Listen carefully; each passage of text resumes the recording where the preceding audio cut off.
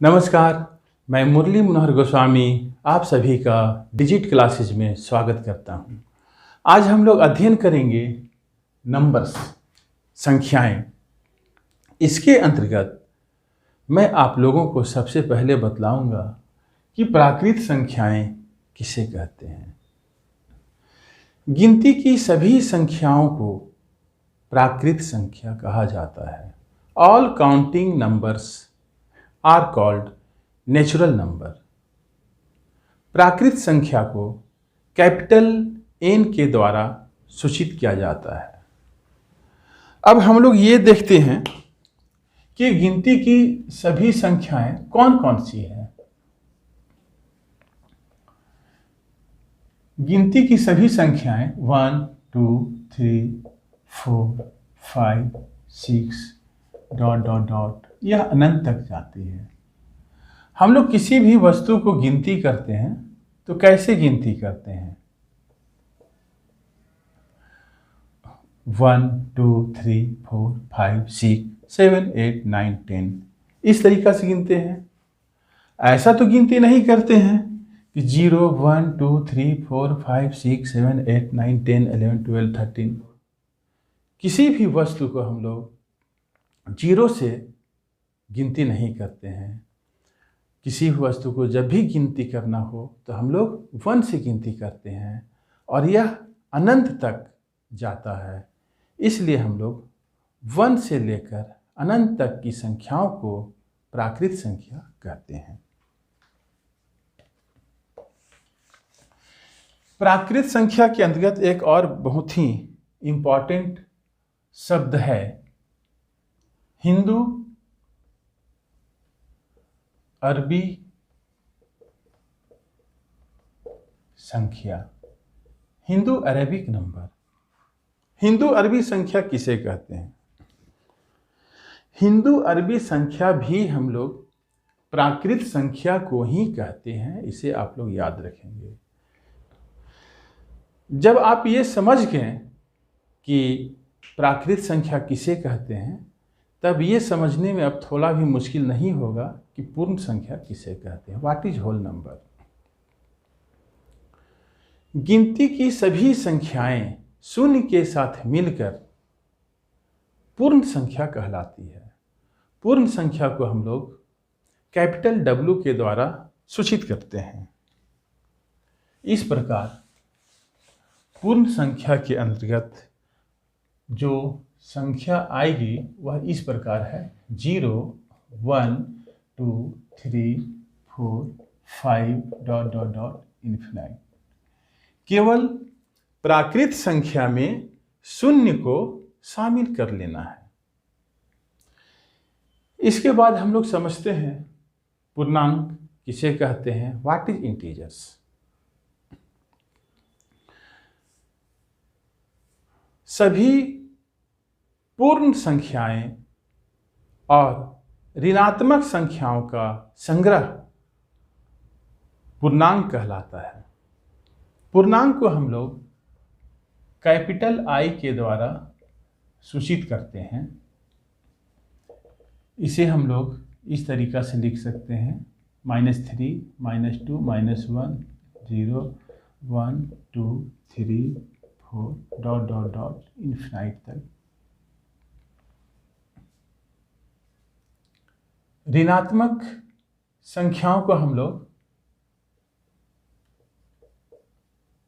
ऋणात्मक पूर्णांक कहेंगे।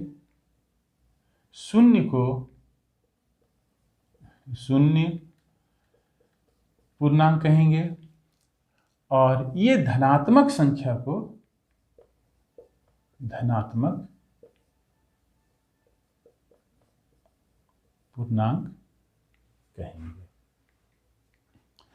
इस प्रकार आप लोग यह भी समझ गए कि पूर्णांक किसे कहते हैं। अब मैं आप लोगों को समझाता हूं परिमेय संख्याएं, जो कि बहुत ही इम्पॉर्टेंट डिफिनीशंस है। इसमें बच्चे अक्सर गलती कर जाते हैं और कंफ्यूज कर जाते हैं, इसलिए मैं इसे विस्तृत रूप से समझाता हूं और आप लोग अच्छे से समझने की कोशिश करेंगे कि व्हाट इज रेशनल नंबर।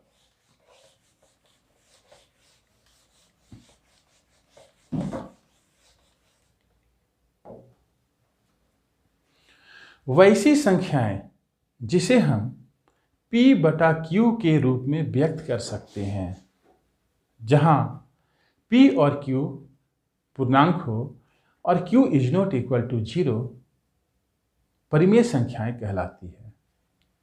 जैसे 0, 1, 2, 3, 4 जितनी भी संख्याएं हैं, -1, -2, -3, -4 जितनी भी ऋणात्मक संख्याएं हैं,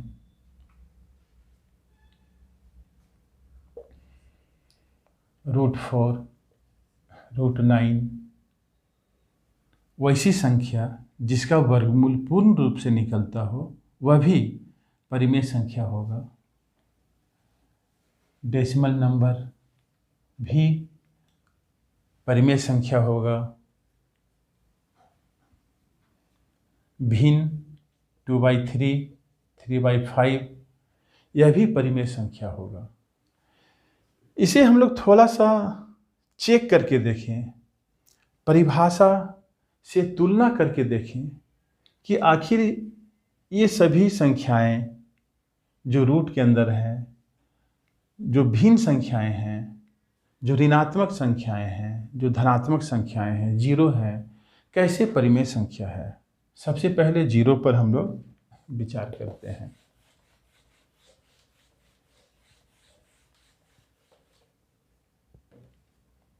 जीरो को हम लोग लिख सकते हैं 0/1, क्योंकि 0 को 1 से भाग देने पर 0 ही आएगा। इस प्रकार यह 0 P/Q के फॉर्म में आ गया और यह Q 0 के बराबर नहीं है, इसलिए यह परिमेय संख्या है।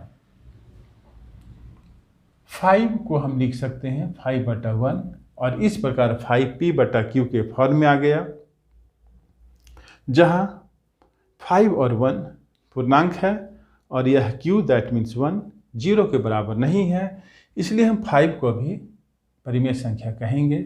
इस प्रकार जितनी भी संख्याएं हैं 6, 7, 8, 9, 10, 11, 12 इन्फिनाइट तक सभी परिमेय संख्या होगी।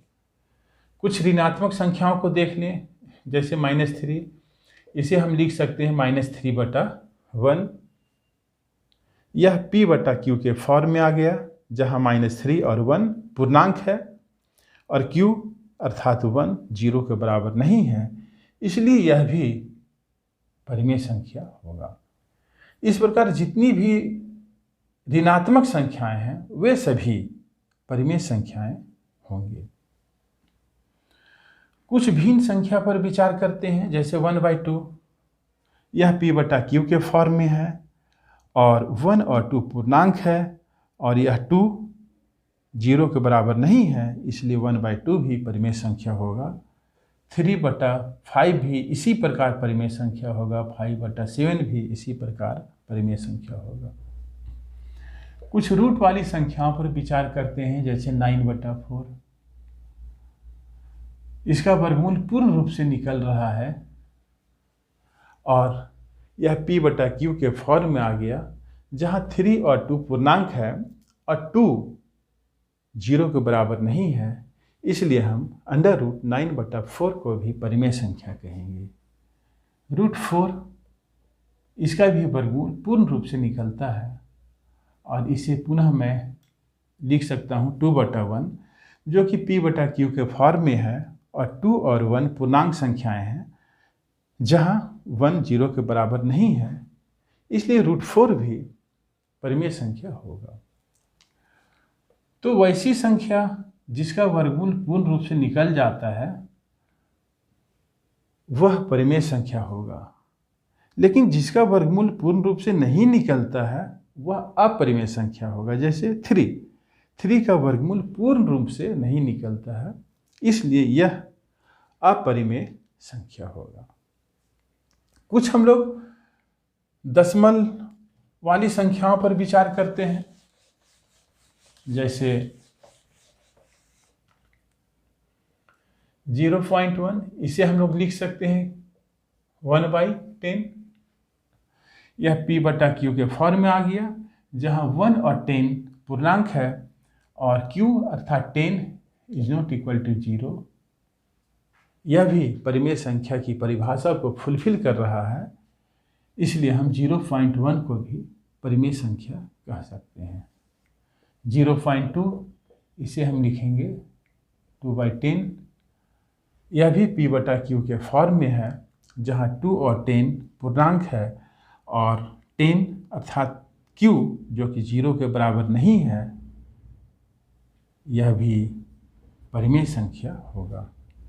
इस प्रकार आप लोग बहुत अच्छे ढंग से समझ गए कि परिमेय संख्या किसे कहते हैं। इसके बाद आता है अपरिमेय संख्या, इरेशनल नंबर। वैसी संख्याएं जो परिमेय संख्या नहीं है, उसे हम लोग अपरिमेय संख्या, इरेशनल नंबर कहते हैं। इसे समझने में बहुत ज़्यादा मेहनत करने की आवश्यकता नहीं है। इसके बाद आता है वास्तविक संख्याएं, रियल नंबर्स। रियल नंबर्स किसे कहते हैं? परिमेय संख्या और अपरिमेय संख्या जब दोनों एक साथ मिल जाती है, तब रियल नंबर बनता है। अर्थात हम ये कह सकते हैं, परिमेय संख्या और अपरिमेय संख्याओं का संग्रह वास्तविक संख्याएं कहलाती है। मैं आशा करता हूं आप लोगों को मेरा यह वीडियो पसंद आया होगा। यदि यह वीडियो आप लोगों को पसंद आया है तो लाइक, कमेंट्स और अपने दोस्तों के पास शेयर करना ना भूलें, ताकि आपके दोस्त भी इस वीडियो को देखकर फ़ायदा उठा सके।